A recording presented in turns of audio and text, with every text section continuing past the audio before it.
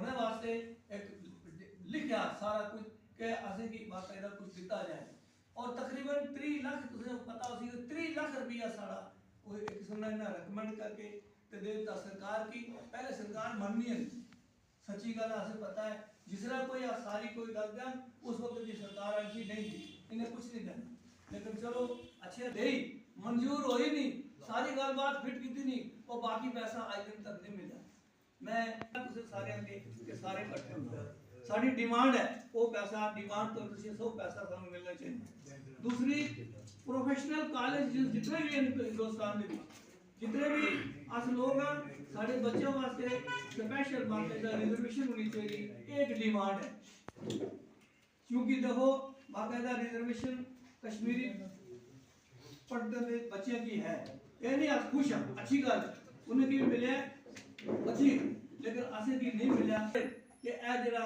उन्हें रिजर्वेशन करके शायद सारी साड़ियां पाकिस्तान को जितने लोग आसाए हैं साढ़े इसके विच 8 सीटां है नहीं 8 सीटां कुछ दी नहीं कोई एक दी ने आपने जी एक जरा और रिलीजन की पालू जड़े आए उन्होंने एक नुमाइंदा जड़ा एक एमएलए जड़ा है वो असी देंगे लिहाजा तुझे दसो वो एमएलए लभना चाहिए चलो एक सही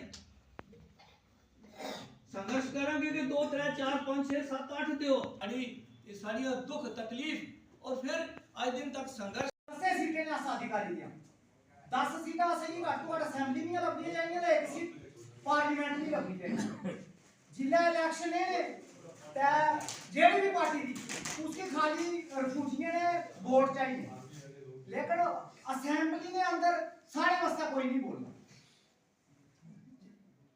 कश्मीरी पंडित कश्मीर ने एक हिस्से चा उठी माइग्रेंट हुए आए जम्मू तो उन्हें की जम्मू पूरी सुरक्षा दी गई जम्मू उन्हें वास्ते क्वार्टर भी बने उन्हें की आज्ञा का पूरा राशन भी लगना पैसे भी उन्हें की लगा लगे लेकिन असें की ना तो कोई पैसा लभया ना राशन राशन जेड़ा लभना था वो भी बंद था ते पैसे लभे 30 लाख रुपया साढ़े वास्ते मंजूर होया सा तो 5 लाख रुपया लभया तो वो भी कख नहीं ते कश्मीरी पंडित जेड़े विस्थापित होए ने हिंदुस्तान च जिन्ने कॉलेज दे चाहे वो सरकारी कॉलेज दे ते चाहे वो प्राइवेट कॉलेज दे उठे बाकायदा माइग्रेंट कोटे नहीं एक सीट उन्हें रखी मैं आवाज हो आमीन जम्मू कश्मीर शरणार्थी एक्शन कमेटी जिंदाबाद जम्मू कश्मीर शरणार्थी एक्शन कमेटी जिंदाबाद धन्यवाद बहुत बहुत शुक्रिया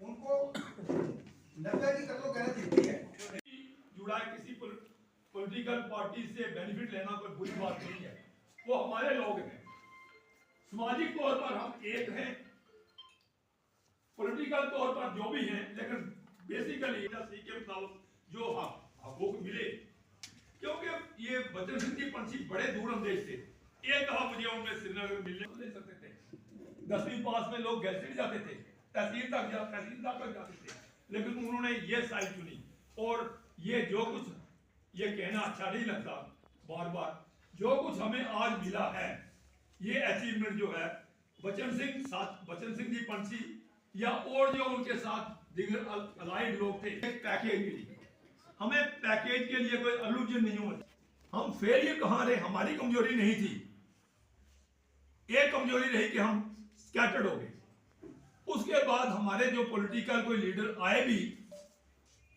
तो उन्हें वो फेल हो गए हमें रिप्रेजेंट नहीं कर सके पार्लियामेंट या असेंबली ये दो ऐसे इंस्टीट्यूशंस हैं जहां हम अपनी डिमांड रखेंगे और वो रिकॉर्ड पर आएंगी किसी वक्त भी वो हम डिमांड करके उनको हम फुलफिल करवा सकते हैं हमें कोई भी किसी भी पॉलिटिकल हमारे जो लीडर थे वो वहां पर ये कोल था ये मिनिस्टर जो थे रेवेन्यू मिनिस्टर भी रहे ये लोग जो थे ये काम करते रहे रिफ्यूजीज उनका कश्मीरियों का और विद द रिजल्ट आज 10-10 हजार रुपया एक जो है श्रीनगर भी बैठे हैं यहाँ रखे उन्होंने घर 10,000 पर कुंभा साथ में वो राशन और बहुत सी फैसिलिटीज बच्चे जो हैं स्पेशल पैकेज है उनका रिक्रूटमेंट के लिए तो हम उनको जरूर कहते हैं कि उनको बेनिफिट मिला मैं ये कह दूं कि हमें अपनी कमजोरी की वजह से हम ये पैकेज जो है हम नहीं ले सकते किसी ने हमारी आवाज उठाई।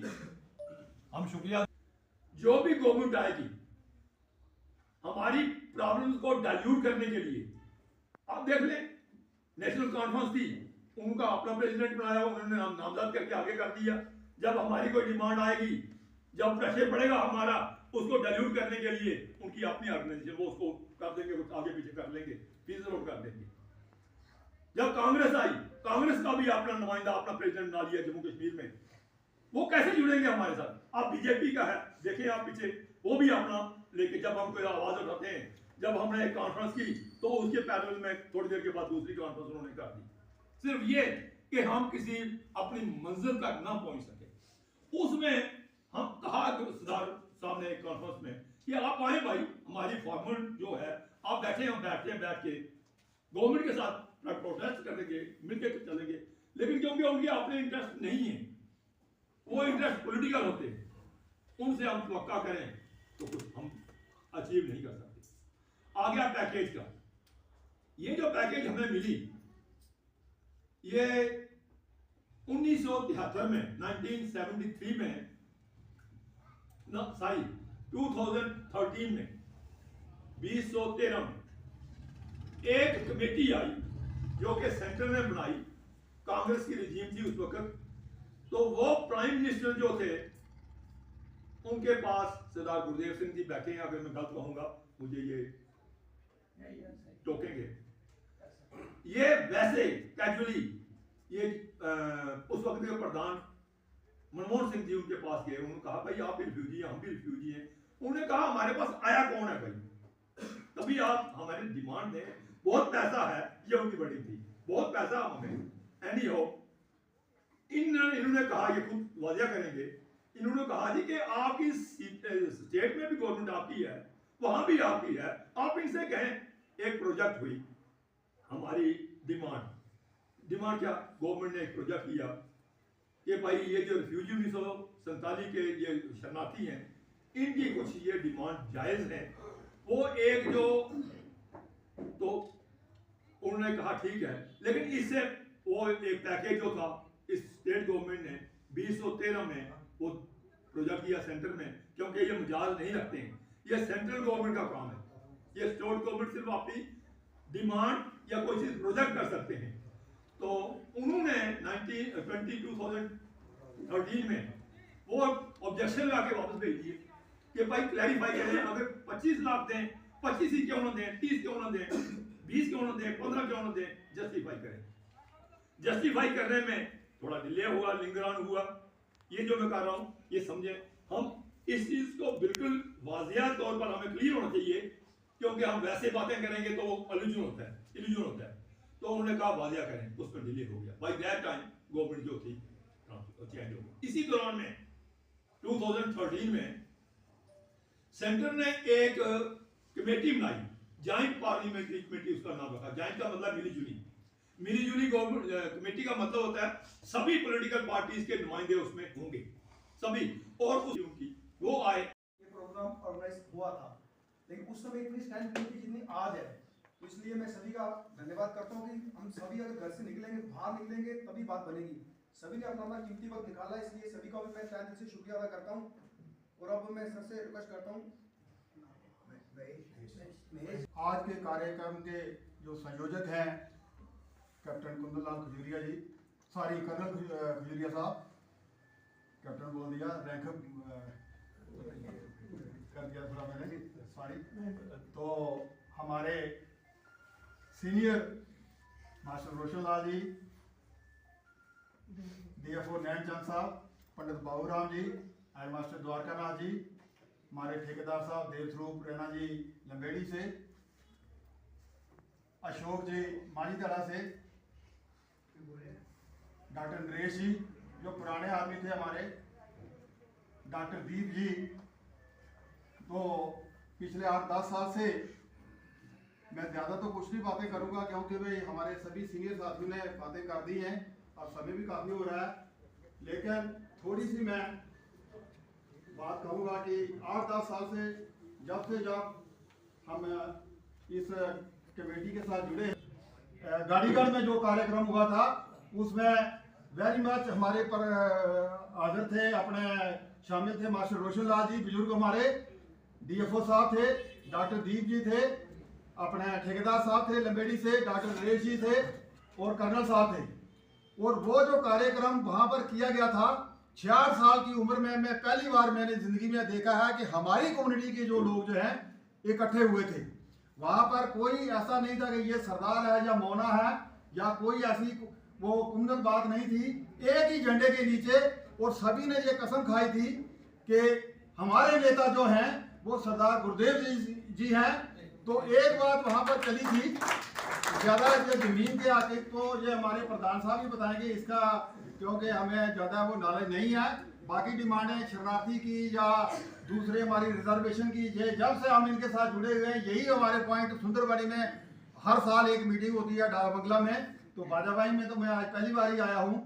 लेकिन एक बात मैं और ऐड करूँगा कि हमारे कर्नल साहब की, चेयरमैन साहब, ये आपने देखे हैं चेहरे, मैक्सिमम जो 60% जो अटेंडेंस है आज ये नए चेहरे हैं। तो ये इसका क्रेडिट जो जाता है ये हमारे माननीय कर्नल साहब को जाता है, जिन्होंने इतने थोड़े से समय में इन्होंने स्ट्रगल किया और इन लोगों को यूनाइट किया है। ये मुबारक के हकदार हैं। तो बाकी गैदरिंग की बात है कि हर जगह, बाकी जगह तो हम चले जाते हैं। आज कोई किसी पॉलिटिकल पार्टी का जलसा होता है तो जरूर हम अपने परिवार को भी ले जाते, लेकिन जिस लोग आदमी को हम कहते हैं अच्छा जी आज तू हो जाओ तो फिर दूरी बार आज चलाएंगे, ये कोई बात नहीं है, ये कोई वादियत नहीं है। अब काला कोर्स में एक रिप्रेजेंट कर रहा था, पिछले 10 साल से हम 2 आदमी रिप्रेजेंटेशन कर रहे थे, लेकिन दूसरा साथी मेरा जो है वो बीमार हो गए हैं, वो चलने में बिल्कुल रैप हो चुके हैं, वो चल नहीं सकते, फिजिकली काफी वीक हो चुका है बंदा। लेकिन बाकी लोगों से जब से भी हम बात करते हैं, अब तत्ता पानी में पिछले 6 दिन से मैंने कोशिश की कि मैं डीएफओ साहब को भी कॉल करूँ, और सोमराय खजूरिया जो हमारे एक बड़े प्रोमिनेंट आदमी है वहाँ तत्ता पानी के सरपंच भी रह चुके हैं, और लोग थे, मैंने बड़ी अप्रोच की। एक हमारे साथी थे रिटायर्ड लेक्चरर श्री ओम प्रकाश खजूरिया जी, वो पिछले दिनों इस दुनिया से चल बसे, तो काफ़ी लोगों से मैंने अप्रोच की, लेकिन सभी लोग यही कहते हैं कि अच्छा जी इस बार आप हो गया हो, अगली बार हम चलेंगे। तो ये बात जो है, जैसे प्रिंसिपल साहब ने, पूंछ वाले तारा जी ने हमें बताया कि हमें जब तक अपनी गैदरिंग नहीं दिखाएंगे तो हमारा चलना बड़ा मुश्किल हो जाएगा, क्योंकि 1 लाख वोटर्स पे हमारा एक एमएलए है। तो सबसे बात ज़्यादा मैं बातें नहीं करूंगा कि बड़े सीनियर साथियों ने बातें कर दी हैं। तो हमारा एक यही कि कल आपके पास कोई और चेहरा आ जाए, जैसे कि अब मैं नाम लूँ तो पता नहीं किसी को फील हो जाएगा, लेकिन हमने कौन सी नौकरी लेनी है किसी से। तो ये दूसरा जो ग्रुप है 2 साल पहले चला था, पिछले साल भी हमने सुंदरबनी में भी मीटिंग में बात उठाई थी कि सरारू टांगरी रजौरी में एक ग्रुप चला है कि भाई जो लोग आकर हमारे पास रजिस्ट्रेशन नहीं करवाएगा उसकी वो ये मान्यता जो है वो कैंसिल हो जाएगी, उसको रिफ्यूजी वो नहीं दिया जाएगा। ये ग्रुप बड़ी जगह चले। ये ठेकेदार साहब ने भी पॉइंट को उठाया था, सुंदरबनी डाक बंगले में बात हुई थी, डीएफओ साहब ने भी उठाया था और मैंने भी उठाया था। तो भटको मत, एक तो सब लोग सीनियर सिटीजन बैठे हुए हैं यहाँ पर, कोई छोटी उम्र का तो कोई नहीं है, स्टेट सेक्रेटरी है मुझे सबसे छोटा लगता है, बाकी सब जो है हमारे सीनियर सिटीजन ही है। तो हमें भटकने की जरूरत नहीं है। हमारे जो नेता हैं, हमारी एक आवाज होनी चाहिए, पूंछ से लेकर के कीड़िया गंगयाल डिस्ट्रिक्ट कठुआ जो है वहां पे एक आवाज होनी चाहिए कि असेंबली में अब बात चल रही है और जल्द ही ये फैसला होने वाला है। तो हमारा नेता जो है वो सरदार गुरुदेव सिंह जी रहेंगे और ये होने भी चाहिए। और ये हमने कुछ अपने सारी 2024 में जो जम्मू में हमारा सम्मेलन हुआ था गाड़ीगढ़ में, वहां पे भी हमने यही स्टेज से ये कहा था और 500-600 लोगों की आवाज थी। अगर हम एक आदमी हमारी यहाँ पर रिप्रेजेंटेशन कर रहा है तो उसके पीछे 5 आदमी हमारे घर के सदस्य भी तो है ही है ना। इसलिए 5000 ने किया तो मीन्स 2-2.5 लाख आदमी ने वहां पर एग्री किया था। और फिर भी हम ये प्रचार भी कर रहे हैं, लेकिन हमारी स्टेटमेंट चेंज नहीं होनी चाहिए। कल हमें किसी और कोई नेता और कोई तंजीम का आदमी आके रिफ्यूजी एक्शन कमेटी का कोई चेयरमैन बन के या कोई और, हमें कहीं ने बख्शीनगर महेशपुरा चौक में दफ्तर खोले हुए हैं, आज से 15 साल पहले भी उन लोगों से 500 रुपया कलेक्शन करके तो उनको कहा था कि आप जब तक अपना नाम नहीं रजिस्टर करवाओगे आपका वो क्लेम नहीं मिलेगा। तो इन्होंने एक पैसा नहीं लिया। बाकी पैसे की बात कैप्टन कर्नल साहब ने भी की है, बाकी भी सीनियर साथियों ने की है। पैसे के बिना तो घर भी नहीं चलता, जेब में किराया होगा तो मुझे भी, मैं अब रिटायर हूँ तो अब घर वालों से भी पैसे मांगने पड़ते हैं। पेंशन तो मैं लेता हूँ, मेरे अकाउंट में आती है, लेकिन अब थोड़ा सा घर वालों से लेकर के आना पड़ता है। तो इसलिए अगर ये चलते हैं, इनकी गाड़ी चलेगी, जम्मू से चलेगी, इनके साथ 4 साथी आते हैं, या हम जम्मू में कार्यक्रम करते हैं, या कर्नल साहब ने आज यहाँ किया तो जरूर। अभी चाय पिलाई है तो फ्री तो दुकानदारों ने दी है, पकौड़े फ्री में नहीं दिए, पानी की बोतल भी 10 रुपए की आती है, वो भी फ्री नहीं आई है। तो एक हमने सिग्नेचर जो है वो एक अभियान चलाया था, तो मेरा ख्याल है कि 1.5 से 2 लाख सिग्नेचर जो हमने करवाए थे जम्मू में। तो किसी साथी ने यही मीटिंग में आते थे, जो नुमाइंदे हमारे 4, 6, 10 आदमी थे, तो चलो ये गिनने की बात नहीं है, लेकिन किसी ने 1000 दिया या 2000 रुपया दे करके, तो कर्नल साहब को सारी सिचुएशन पता है, तो वो पैसे हमने किए थे। लेकिन जिस साथी से कोई बात करते हैं तो तंजीम को आगे बढ़ाने के लिए कोई ऐसी कलेक्शन नहीं देता है। तो एक मेरी आपसे स्टेज से इस माध्यम से मैं हाथ जोड़कर बेनती करता हूं कि भाई हमारे जो नुमाइंदे जहां पर चुने हुए हैं, तो अगर आपको कोई फोन आता है, जब किसी को आता है, तो अपनी यथाशक्ति, देसी भाषा में हम कहेंगे यथाशक्ति, ये कोई बाउंड्री या कोई 1000 रुपये दे या 500 रुपया दे, लेकिन थोड़ी थोड़ी जो है कलेक्शन जो है आप अपने कृपा करें। जैसे हम देवी देवताओं का कोई गुरुद्वारे के लिए आता है, कोई मंदिर के लिए आता है, कोई मस्जिद के लिए आते हैं, तो भी तो देते हैं। तो थोड़ी थोड़ी कलेक्शन जो है हमें अपने अपने नुमाइंदे जो है, जैसे DFO साहब हैं, जहाँ बाजा भाई में हमारे पंडित जी हैं, बड़े सीनियर आदमी हैं, ये भाऊराम जी। ये दूसरी बात थी। तीसरी बात ये थी कि जो हमारी असेंबली की सीटें हैं, नुमाइंदगी जो हमारी है, जो 25 सीटें हमारी थी, एक सीट फारूक अब्दुल्ला साहब ने 1985 में मेंढर वालों को दी, उसमें से काट के, तो कम से कम जितना हमारा शेयर बनता है, 8 सीटों का बनता है या 9 का बनता है, तो वो सीट हमारे लोगों को मिलनी चाहिए। ये तीसरा मुद्दा था। और सबसे इम्पोर्टेंट मुद्दा ये था कि हमारे जो बच्चे हैं, उन समुदाय के लोगों को जो बच्चे हैं, और उन बच्चों को बाकायदा रिजर्वेशन रियासत के अंदर और रियासत के बाहर मिलनी चाहिए। ये हमारे 4-5 मुद्दे थे, जिसको लेकर सेनासी कमेटी ने सरकारी शुरू किया था। तो जो पहला मुद्दा था जमीनों का, सारा रह नवी सरकार आई तो उससे मत सोचो कि आप कुछ लग गया, यहाँ पे किसी ने देखता।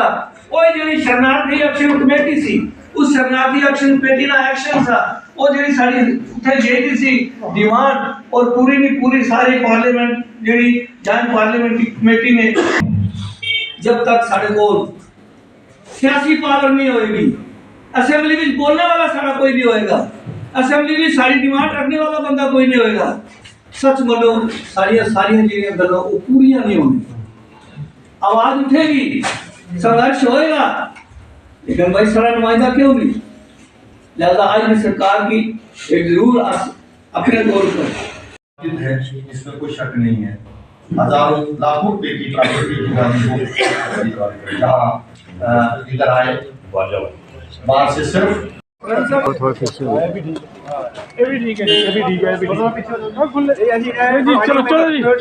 जी कुके फिर शुरू करो। कमेटी रिपोर्ट लागू करो, ठीक है नहीं? शुरू करो। सारे ने बामा खड़ी करनी है, सारे ने बोलना है। पार्लियामेंट्री कमेटी रिपोर्ट लागू करो। पार्लियामेंट्री कमेटी रिपोर्ट लागू करो।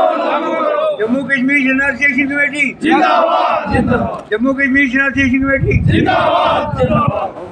All J&K शरणार्थी एक्शन कमेटी जिंदाबाद। All J&K शरणार्थी एक्शन कमेटी जिंदाबाद। All J&K शरणार्थी एक्शन कमेटी जिंदाबाद। पार्लियामेंट्री रिपोर्ट लागू करो। पार्लियामेंट्री रिपोर्ट लागू करो। पार्लियामेंट्री रिपोर्ट लागू करो। भारत माता की जय। भारत माता की भारत माता की जय। All J&K शरणार्थी एक्शन कमेटी जिंदाबाद। All J&K शरणार्थी एक्शन कमेटी जिंदाबाद। सरदार गुरदेव सिंह जी जिंदाबाद। सरदार गुरदेव सिंह जी जिंदाबाद। हमारा लीडर आपका लीडर सरदार गुरदेव सिंह जी जिंदाबाद। हमारा लीडर आपका लीडर सरदार गुरदेव सिंह जी जिंदाबाद। जम्मू कश्मीर असेंबली में हमारा नेता गुरदेव सिंह जी, जम्मू कश्मीर असेंबली में शरणार्थी एक्शन कमेटी के नेता होंगे सरदार गुरदेव सिंह जी। जो है सुंदरबनी में एक बैठक की गई, बहुत सारी समस्याएं जो है वो सामने आई। जी क्या कहेंगे मैं कि इन समस्याओं का समाधान कब होगा? शरणार्थी जो हैं वो चिल्ला रहे हैं, भटक रहे हैं, लेकिन इंसाफ कहीं नहीं मिल रहा। मैं गुरदेव सिंह, प्रेसिडेंट जम्मू कश्मीर शरणार्थी कमेटी, आज बाजामाई सुंदरबनी में जो हमारे मसाइल हैं उनके बारे में विचार विमर्श हुआ। इसमें हमारे कर्नल के यूरिया और श्री नैनचंद जी, retired DFO master Hussain Lal ji और बहुत दीगर साथी हमारे जो है इसमें उन्होंने शमूलियत की और हमारे जो मसाइल हैं उसके बारे में विचार विमर्श हुआ।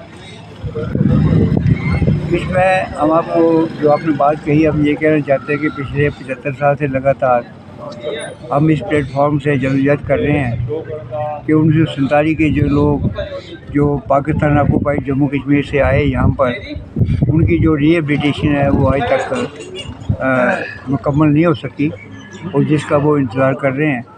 और लगातार 75 सालों से वो इस प्लेटफॉर्म के माध्यम से वो संघर्ष कर रहे हैं। और अगर देखा जाए तो उनके हमारे जो पीछे जो लोग जो यहीं से एक जगह से उठ के दूसरी जगह पे आ गए और जो लोग अपनी सरकार की मौजूदगी में डिस्प्लेस हुए अपने घरों से, उन लोगों को सब कुछ मिल रहा है। और जो लोग जिन लोगों ने इतना बड़ा संघर्ष किया 47 में, जाने कुर्बानियाँ की, अपना सब कुछ छोड़ दिया, वहाँ पे नंगे पैर यहाँ पे आए, उनकी औरतें पाकिस्तान में रह गई, उनकी इज्जत के साथ बहुत बड़ा खिलवाड़ हुआ है। और उन लोगों ने जम्मू कश्मीर को बचा के भारत सरकार के हवाले किया है।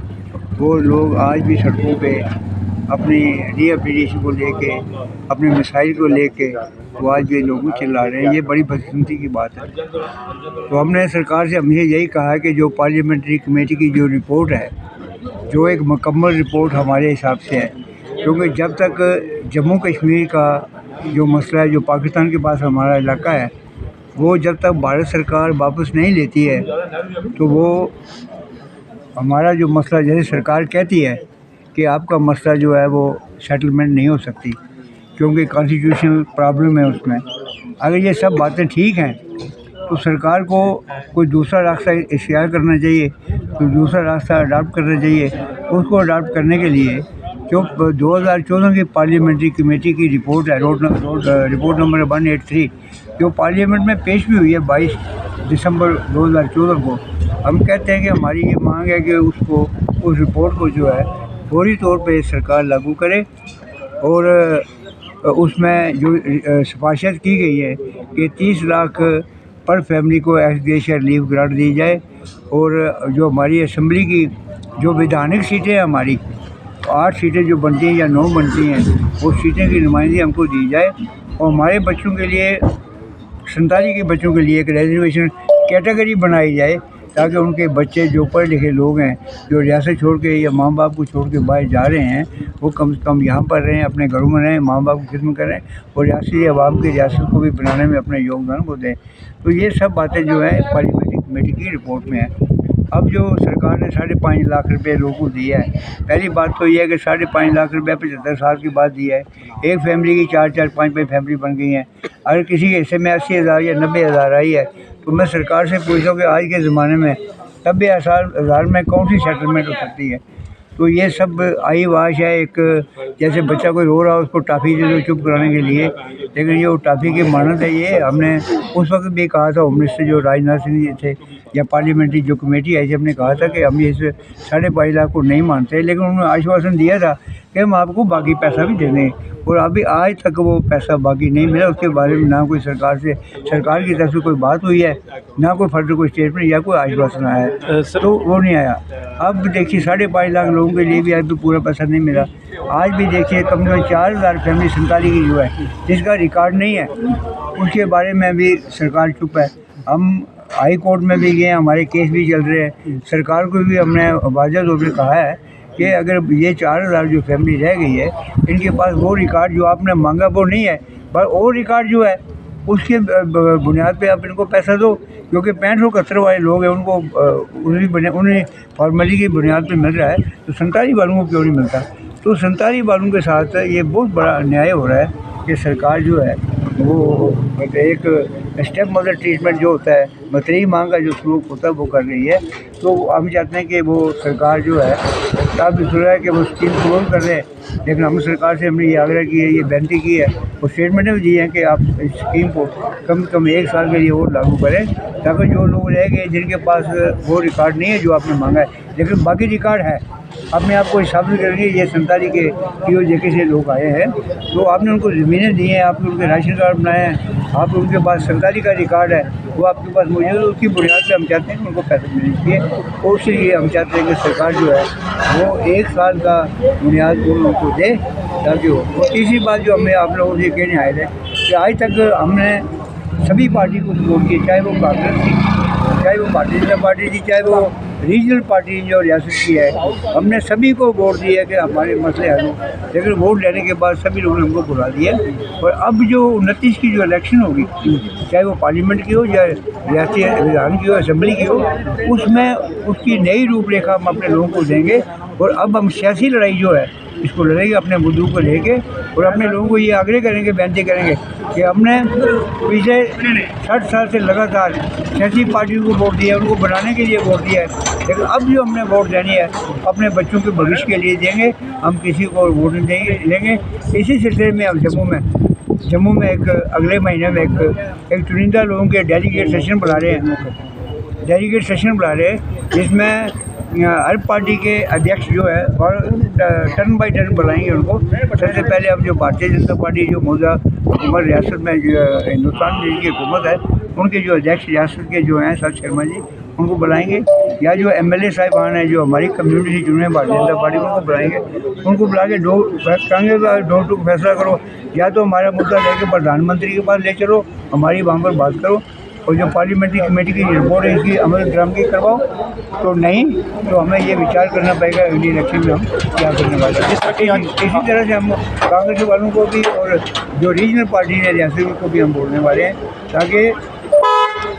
ताकि ये बात वाज़ेह हो जाए लोगों के सामने कि ये लोग जो 60 साल से हमें ये लॉलीपॉप दे रहे हैं, ये इलेक्शन से पहले देते हैं और इलेक्शन के बाद जो लॉलीपॉप को निकाल लेते हैं मुँह से, तो उस इलेक्शन में हम इनको ये बताना चाहते हैं कि हमारे लोग कितनी बड़ी ताकत है, वो हमको सियासी जोर से हमको दिखाना चाहते हैं। सर, जिन मीटिंग के अंदर आपने 3-4 हकों की बात की जो POJK शरणार्थी हैं, युवा पीढ़ी जो है वो साथ में आए, जिनके दादा परदा चाहे वो पाकिस्तान से आए थे उस समय, उनके लिए क्या कहेंगे ताकि वो भी साथ में आए युवा पीढ़ी? नहीं, देखो युवा पीढ़ी तो हमारे साथ है, वो हमारे बच्चे हैं, ये तो हमारी बचपन है कि हमको आज तक उनको एजुकेट नहीं किया, तो हम तो उनको भी एजुकेट कर रहे हैं कि वो आए, वो तो हमारा फ्यूचर है, हमारा जो और समा वो है, वही लोग हैं, उन लोगों ने जो संघर्ष जो है हम तक उन तक जाएगा। जैसे बुजुर्गों ने शुरू किया था, उनसे हमारे तक, हमारे साथ आगे हमारे बच्चों तक जाएगा, तो हम उनको भी लोगों को कर रहे हैं, बच्चों को अवेकन कर रहे हैं। इस सिलसिले में पक्का आएंगे, वो पक्का क्यों नहीं, वो अपनी पहचान थोड़ा ज़ाया होने देंगे,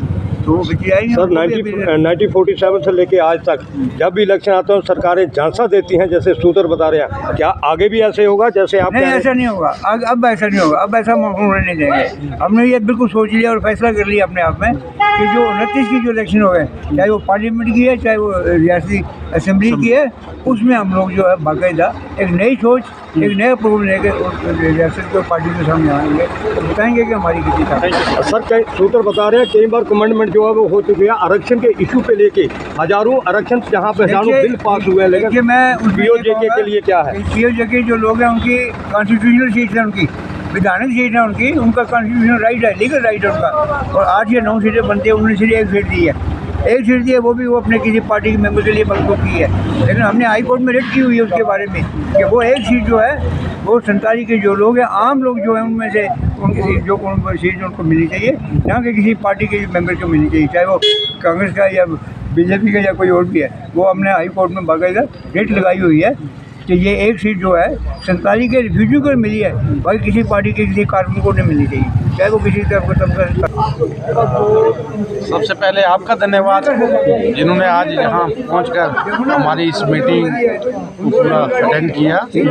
जैसे कि हमारे जम्मू कश्मीर शरणार्थी कमेटी के प्रधान सरदार गुरदेव सिंह जी आज यहाँ अपनी टीम के साथ पहुँचे, और जितने भी शरणार्थियों के मसले थे, चाहे वो एस ग्लेशियर तकरीब जो रिलीज़ हुआ 5.5 लाख का उसका जिक्र था, और उसके अलावा जो सियासी हमारी रिजर्वेशन थी उसके बारे में, जब बच्चों के भविष्य के बारे जो उनके लिए रिजर्वेशन होनी चाहिए, जो हमारा प्रपोज़ल ऑलरेडी केंद्र सरकार के पास पहुंचा हुआ है जेपीसी कमेटी की रिकमेंडेशन से, जो 30 लाख का पैकेज था, इसमें से सिर्फ मौजूदा सरकार ने 5.5 लाख देकर खामोशी की साथ ली है। तो आज उसी के सिलसिले में जहां भाजपा हेडक्वार्टर में जहां मीटिंग थी, तो आज सरकार आपके माध्यम से सरकार को ये चिताया जा रहा है कि जो हमारे जो रिफ्यूजियों के जायज़ मसले हैं, जो हम बार बार आपसे निवेदन कर रहे हैं प्लेटफॉर्म पे आके हमारी भावनाओं को समझें और फौरी तौर पर जो लोगों की जायज़ डिमांड है उसको पूरा करें,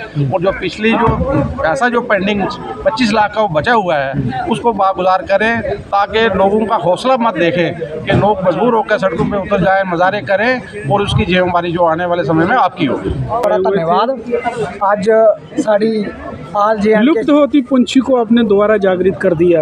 आज साढ़े आल जे शरणार्थी एक्शन कमेटी ने बाजामाई एक बैठक सी जिस साढ़े काफ़ी लोगों बड़ी जड़ी हिस्सा लैता। मैं तुसें ने माध्यम कन्नै इक्कै गल्ल आखना कि 1947 च जेह्ड़े लोग पाकिस्तान ऑक्यूपाइड कश्मीर चा विस्थापित होए से ते इस्सै रियासत ने इस्सै हिस्से च इत्थे आए से, तो 1949 च जिल्लै जम्मू कश्मीर विधान सभा दा गठन होया उसलै उन्ने वास्ते 24 सीटां जेह्ड़ियां रिजर्व रखियां गेइयां, तो अज्जै तक भी जेह्ड़ियां कुर्सियां विधान सभा च खाली पेइयां। तो म्हाड़ा आखने दा मतलब इ'यै था कि उन्ने 24 सीटें चा घट्ट तो घट्ट जेह्ड़ियां 10 सीटां जेह्ड़े साढ़े जनसंख्या के अनुसार 1 लाख लोगों उपर एक सीट जेह्ड़ी ओह् इसलै जेह्ड़े डिलिमिटेशन च लोकें गी दित्ती गई, तो साढ़े विस्थापित लोकें गी भी घट्ट तो घट्ट 10 सीटां जेह्ड़ियां उन्हें 24 चा दित्ती जान, ताकि साढ़े लोग भी विधान सभा च जान ते साढ़े अपने समाज ना भला करी सकन। बस इ'यै मैं तुसें माध्यम च आखना। लेकिन लंबे समय से संघर्ष चल रहा है, वो सीटें नहीं मिल पा रही हैं। आने वाले 29 जो चुनाव होंगे उसमें क्या जो है उसमें आपकी प्रतिक्रिया रहेगी? देखो जी, साढ़े जिन्ने भी विस्थापित लोग दे सारे लोगों की इकट्ठा होना वैसी अज्जै तक अस सिर्फ वोट देने रेहा, वोट देई ते बाकी आह्लें गी जिताने रेहा, तो साड़ी गल कुसै सुनी नहीं। 2029 ने इलैक्शन च अस कट्ठे होई तो असें सोचना वैसी कि असें आने वाले अपने बच्चों वास्ते वोट देना। तुसें ने माध्यम कन्नै मैं एक गल भी आखना चाहना कि पूरे हिंदुस्तान च जिन्ने भी कॉलेज दे असें रिफ्यूजियें की रिजर्वेशन लब्भै, तो हर एक कॉलेज विच जियां कश्मीरी पंडितें की रिजर्वेशन लब्भी नहीं, इ'यां 1947 ने रिफ्यूजियें की भी रिजर्वेशन लब्भै, ताकि साढ़े बच्चे पढ़ी लिखी सकन। एह् उल्लै लभसी जिल्लै साढ़े लोग सारे कट्ठे होले, अस कट्ठे होसां ते साढ़ी जेह्ड़ी पहचान दी वो कायम रही। इलेक्शन कमेटी के चेयरमैन जनाब गुरदेव सिंह जी बाजाबाई सुंदरबनी में यहाँ आए हैं। हज़ारों की तादाद में हम जो रिफ्यूजी लोग हैं पाक हेल्थ एरिया से यहाँ बसे हुए हैं, वो अपनी डिमांड लेकर के वो मानो 1960 से लेकर आज दिन तक संघर्ष कर रहे हैं।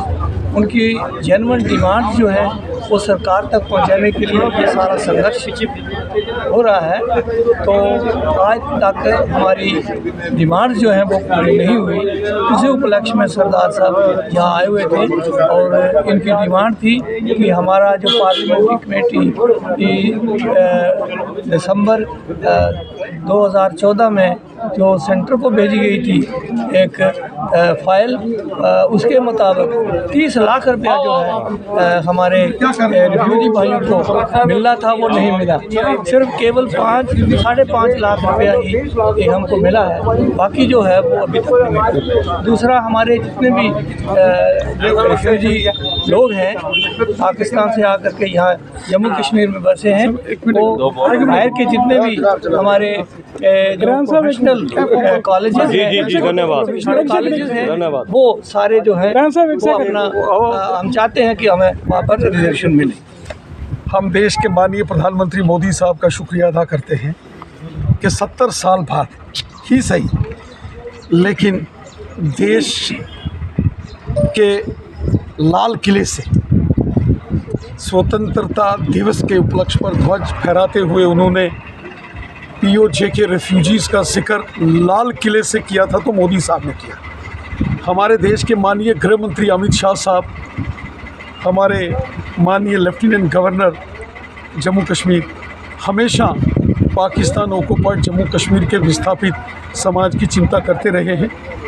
पहली बार 70 सालों में ये मोदी साहब की सरकार थी कि 5.5 लाख केंद्र सरकार ने हर एक रिफ्यूजी परिवार को दिया और उसके लिए पहली मर्तबा खुद देश के माननीय प्रधानमंत्री मोदी जी ने ये सारे इनिशिएटिव लिए। पहली बार 70 साल में पीओजे के रिफ्यूजी विस्थापित भवन का निर्माण जम्मू के अंदर हो रहा है। वो सारी जगह जो है वो प्रधानमंत्री मोदी साहब और अमित शाह साहब के इनिशिएटिव के बाद वो जगह सेलेक्ट की गई है और वहाँ भव्य पीओजे के रिफ्यूजीज़ भवन का निर्माण हो रहा है। पहली मर्तबा हमने देखा कि विशेषकर ये जो सारा क्षेत्र रजौरी पुंछ का है, जिनको बहुत विस्थापित समाज के लिए केंद्र की सरकार ने बहुत बड़े पैमाने पर इसके निर्णय लिए हैं और साथ ही साथ प्रधानमंत्री जी ने भी कहा है ये एक पहल है, एक शुरुआत है।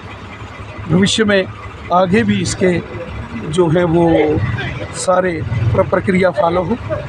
डॉक्टर नरेंद्र सिंह जी, श्याम चौधरी साहब जैसे और वर्तमान में विक्रम रंधावा जी, अरविंद गुप्ता जी, ये सब पीओजे के विस्थापित रिफ्यूजीज़ समाज से आते हैं और जम्मू कश्मीर की विधानसभा में पीओजे के रिफ्यूजीज़ विस्थापित समाज की सब बात करते हैं। राणा साहब, बात ये भी उठी है कि 2014 की जो पार्लियामेंट्री कमेटी आज तक लागू नहीं हो पाई, जिसमें 2014 की पार्लियामेंट्री कमेटी ने क्या किया, 10 ने क्या किया, मुझे लगता है कि इस मुद्दे पर राजनीतिक सवाल जवाब नहीं होना चाहिए। सब मिलजुल कर इस पर जो भी बात हो, ये राजनीति का मुद्दा नहीं है कि किस सरकार ने क्या किया, किस सरकार ने नहीं किया, किस सरकार ने क्यों नहीं किया तो ये किया। मुझे लगता है कि सर्व समाज को एक होकर, ये विषय पॉलिटिकल नहीं है, ये इंसानियत के दायरे का विषय है। और साथ ही साथ ये मामला केवल पीओजे के रिफ्यूजीज़ के साथ तो जुड़ा है, लेकिन पीओजेके का भी है, उस क्षेत्र का भी है जिसको पलंदरी, मीरपुर, कोटली, बाग, भिम्बर, देवा, बटाला, उस क्षेत्र का भी है। और बार बार इसका जिक्र आ रहा है क्योंकि जो हमारे बड़े देवस्थान, अखंड भारत जो है वो बनेगा जब इन रिफ्यूजियों को भी पूरा उनका अधिकार मिलेगा, हक मिलेगा। ये केवल हमारे जम्मू कश्मीर में नहीं, बल्कि अगर आप देखेंगे दिल्ली में भी एक विशेष कॉलोनी है, अंबाला में है, राजस्थान में है और देश के अन्य भागों में है। उन तमाम समाज के लिए एक समान स्वरूप का आदेश भी केंद्र की सरकार ने, गृह मंत्रालय ने निकाला था। तो एक बड़े पैमाने पर काम इस पर जो है शुरू हुआ है। मुझे लगता है कि समाज ने अपनी चिंता जाहिर की होगी, समाज के जो प्रतिष्ठित लोग हैं सारे, उन्होंने अपने विषय को यहाँ आके सबके सामने रखा होगा। अच्छी बात है और इस पर जो है जो लोगों के कंसर्न है, आम लोगों की बात है, वो आगे बढ़नी चाहिए। राणा साहब, यहाँ आरक्षण की बात भी उठी है, जहाँ पीओजे के रिफ्यूजीज को लेकर के जो प्रधान है उनका कहना है कि सीट में भी रिजर्वेशन चाहिए, सीट रिजर्वेशन की बात, रिजर्वेशन ऑफ सीट्स, यहाँ वो बात उठी है, एक सीट मात्र मिली है जब संख्या के आधार से, तो 10 सीटें आनी चाहिए। देखो यहाँ वाले तो सारे पहाड़ी के बिले में आप तो आई हुई हो सारे, ये भी तो मोदी जी की देन है। अब रही बात जो हमारे ये कह रहे हैं कि कश्मीरियों की तर्ज पे हमें कश्मीरी की तर्ज पे, मेरी बात सुनो ना, जो इधर वाले हैं उनको तो मिल गए हैं, अब अधिकार जो बचे हैं वो हैं गाड़ीगढ़, सिंबल, भोर, चट्ठा, रियाड़ी, कुछ उधमपुर में हैं, कुछ कठुआ में हैं, ठीक है नहीं। 5.5 लाख उनकी चिंता भी होनी चाहिए, संतुष्ट नहीं है। मैं कहता हूँ शुरुआत तो हुई ना 70 साल में, किसी 70 साल में तो जहाँ 1 रुपया भी नहीं आया था वहाँ 5.5 लाख एक परिवार को तो दिया। संघर्षों के बाद मिला। मैं कहता हूँ संघर्ष 1947 से जब से आए थे, और मैंने पहले कहा ये कोई राजनीतिक विषय नहीं है, सामाजिक विषय है। और हमने भी विधानसभा के अंदर जब एमएलए के तौर पर थे तो हमारे संघर्ष को सारी दुनिया जानती है। राणा साहब, असेंबली सीट्स को लेकर जहां बड़ी चर्चा हुई है, जो मात्रा अब एक सीट यहां पे अलॉट हो रही है, 10 सीटों का अधिकार है यहां पे रिफ्यूजीज का। मैं कहता हूँ 10-20 हो, एक तो मिली तो है ना, जो एक भी नहीं थी। इससे पहले क्या था, एक भी नहीं, अब एक तो मिली है। नहीं, बीइंग एक्स प्रधान आपका क्या योगदान रहेगा जब ये आगे बात उठी, आगे इलेक्शन भी आने को आ जहाँ रहा है? तक पहुँचे हैं ये प्रधान के रूप पर मैंने ही तो किया था, मेरा काम था दिल्ली बात करना। नहीं वो तो हाँ, जो RS पुरा, जो सुचेतगढ़, जो सतवारी, गाड़ीगढ़, रिहाड़ी, बख्शीनगर, जम्मू डिस्ट्रिक्ट की बात करूं, सांबा, कठुआ, तो वहाँ भी बड़ी तादाद में, विजयपुर, हमारे देवा बटाला के साथी, उनकी भी एक बड़ी देरी ना लंबी उनकी डिमांड्स हैं, उस पर गौर होना चाहिए। डॉक्टर नरेंद्र सिंह जी ने इसका विषय वहाँ विधानसभा में लिया था और उसका जवाब भी उनको आया था। इन सारे महत्वपूर्ण विषयों पर चर्चा तो होनी चाहिए।